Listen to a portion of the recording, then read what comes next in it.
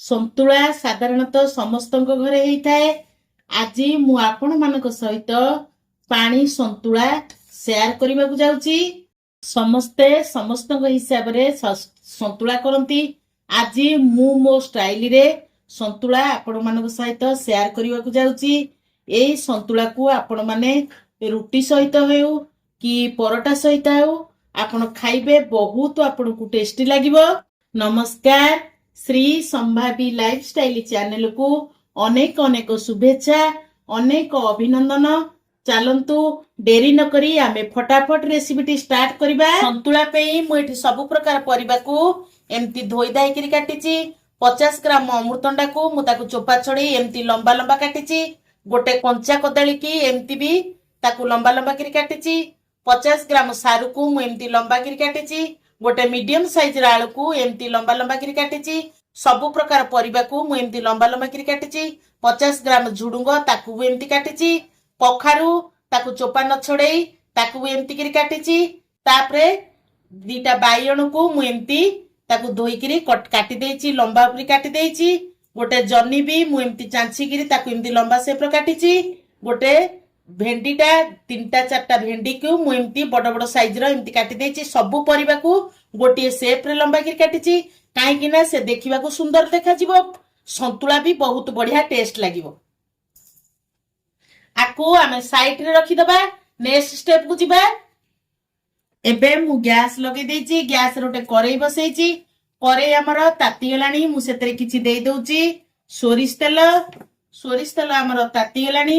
ସେଥିରେ ମୁଁ କିଛି ବିରି ବଡି ଆଡ କରିଦଉଛି। ବିରି ବଡିକି ଆମେ ଟିକେ ଭାଜି ଦବା।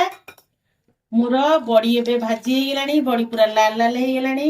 ତାକୁ ଆମେ ଗୋଟେ ପ୍ଲେଟକୁ କାଢିଦବା। ବଡିକି ସେଇ ସେମ କରେଇରେ ଆମେ ଭେଣ୍ଡିଟାକୁ ଟିକେ ଭାଜି ଦବା। ଭେଣ୍ଡିଟା ସାଧାରଣ ନାଳୁଆ ହେଇଥାଏ। ଆମେ ଏମିତି ତାକୁ ଟିକେ ଭାଜି ଦେଲେ ଆଉ ସେ ନାଳ ହବନି। ଭେଣ୍ଡି ଆମର ଭାଜି ହେଇଗଲାଣି। ତାକୁ ଗୋଟେ ପ୍ଲେଟକୁ କାଢିଦବା। ଆକୁ ତରକାରୀରେ ସନ୍ତୁଳାରେ ପକେଇଲେ ବିଲକୁଲ ବି ନାଳୁଆ ଆଉ ହବନି। ସେଇ ସେମ କରେଇରେ ମୁଁ ଏଥିରେ 2 ଗ୍ଲାସ ପାଣି ଦେଇଦେବି। 2 ଗ୍ଲାସ ପାଣି ଏଥିରେ ଆମେ ଦେଇଦେଲେ, ମୁଁ ଏଠି 2 ଗ୍ଲାସ ପାଣି ଦେଇଦେଇଛି। କାହିଁକି ନା ପାଣିଆ ସନ୍ତୁଳା କରିବି, ମୁଁ ସେଥିପାଇଁ 2 ଗ୍ଲାସ ପାଣି ଦେଇଦେଇଛି। 2 ଗ୍ଲାସ ପାଣି ଦେଇ ସାରିଲା ପରେ ଗ୍ୟାସର ଫ୍ଲେମକୁ ଆମେ ହାଇରେ ରଖିବା। ପାଣିଟାକୁ ଟିକେ ଫୁଟିବାକୁ ଛାଡିବା। ଏଇଠି ଦେଖନ୍ତୁ ପାଣି ପୁରା ଫୁଟିଗଲାଣି। ମୁଁ ଜହ୍ନି, ଭେଣ୍ଡି, ବାଇଗଣକୁ ଛାଡିକିରି ସବୁ ପରିବା ପକେଇ ଦଉଛି। କାହିଁକି ନା ଜହ୍ନି, ଭେଣ୍ଡି, ବାଇଗଣ ଆମର ଶୀଘ୍ର ସିଝିଯାଏ। କଖାରୁ, ଆଳୁ, ଅମୃତଭଣ୍ଡା, ଝୁଡଙ୍ଗ, ସାରୁ ମୁଁ ସବୁ ଏଥିରେ ପକେଇ ଦଉଛି। ମୁଁ ଏଠି ସବୁ ପରିବା ପକେଇ ଦେଇଛି। ଆପଣ ମାନଙ୍କୁ ଯୋଉ ପରିବା ପସନ୍ଦ ନାହିଁ ସେ ପରିବା ଆପଣ ସ୍କିପ୍ କରିପାରିବେ। ମୁଁ ଏଠି ସ୍ୱାଦ ଅନୁସାରେ ଲୁଣ ପକଉଛି। ମୁଁ ଏଠି ହାଫ ଚାମଚରୁ କମ ହଳଦୀ ଦଉଛି। ଆପଣ ମାନେ ଚାହିଁଲେ ହଳଦୀ ସ୍କିପ୍ କରିପାରିବେ। ଏବେ ଆମେ ଗ୍ୟାସର ଫ୍ଲେମକୁ ଲୋ ଟୁ ମିଡିୟମ ଫ୍ଲେମରେ ରଖି ଆମେ କଭର କରିଦବା। ପରିବା ଟିକେ ସିଝିବା ପାଇଁ 2-3 ମିନିଟ ଛାଡିବା। ଏବେ ଆମେ କଭର କାଢିକି ଦେଖିବା। ଆମର ସନ୍ତୁଳାକୁ ଗୋଳେଇବା। ପରିବା ଆମର ବିଲକୁଲ ବି ସିଝିନି। ଆମେ ଆଉଥରେ ତାକୁ ଏପଟ ସେପଟ କରି ଗୋଳାଗୋଳି କରି ଆହୁରି 2-3 ମିନିଟ ତାକୁ କଭର କରିକି ରଖିବା। 2-3 ମିନିଟ ଛାଡିଦବା ସିଝିବା ପାଇଁ। ଏବେ ଆମେ ଘୋଡଣି କାଢିକିରି ଦେଖିବା। ଆମର ପରିବା ପ୍ରାୟ ଅଧା ଅଧି ସିଝିଗଲାଣି। ଏଇଠି ଦେଖନ୍ତୁ ଆଳୁ ବି ସିଝି ଯାଇଛି। କଦଳୀ, ଅମୃତଭଣ୍ଡା ପ୍ରାୟ ଅଧା ଅଧି ସିଝିଗଲାଣି। ଏଇଠି ଆମେ ଦେଇଦବା ବାଇଗଣ ଆଉ ଜହ୍ନି। ଭେଣ୍ଡିକି ଆମେ ପଛରେ ଦବା, କାରଣ ଭେଣ୍ଡିଟା ଶୀଘ୍ର ସିଝିଯାଏ। ତାକୁ ଭଲକିରି ଆମେ ଗୋଳେଇ ଦେଇ ଆମେ କଭର କରିକିରି 2 ମିନିଟ ଛାଡିଦବା ବାଇଗଣ ଜହ୍ନିଟା ସିଝିବା ପାଇଁ। ଏବେ ଆମେ ଘୋଡଣି କାଢିକି ଦେଖିବା। ସବୁ ପରିବା ଆମର ପ୍ରାୟ ସିଝିଗଲାଣି। ସବୁ ଦେଖନ୍ତୁ ସବୁ ଗୋଟା ଗୋଟା ଅଛି।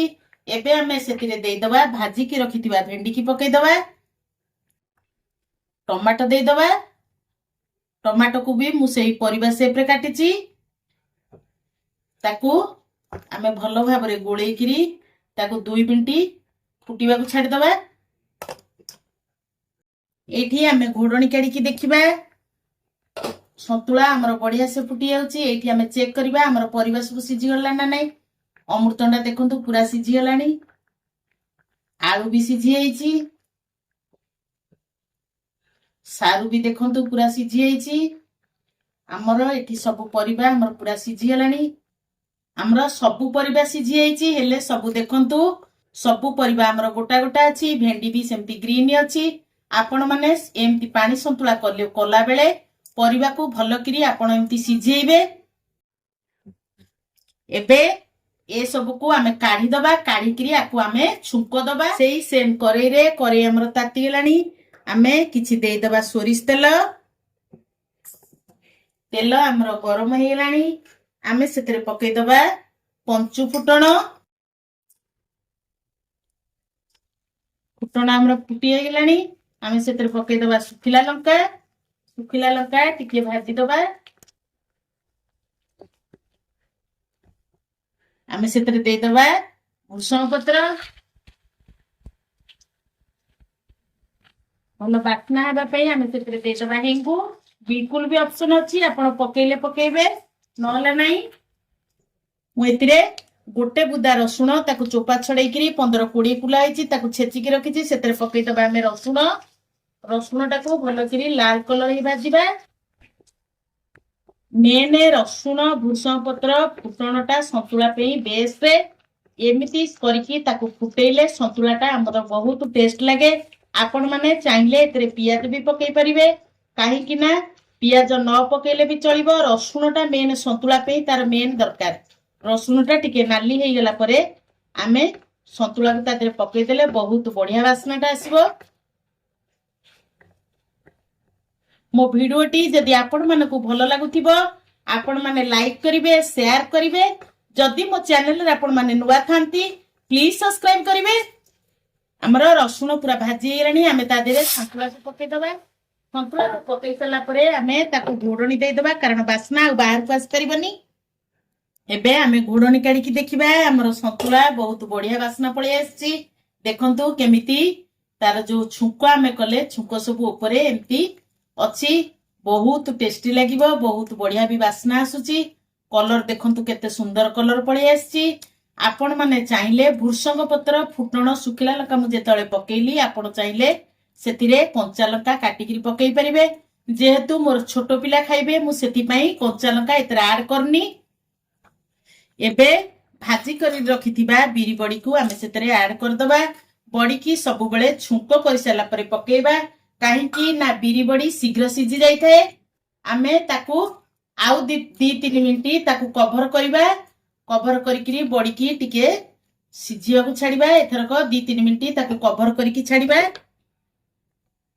आमे एबे कवर काढिकरी देखिबा एबे हमर रेडी हे गेला पानी संतुला बा मिक्स तरकारी आपण माने जहा भी कहि परिबे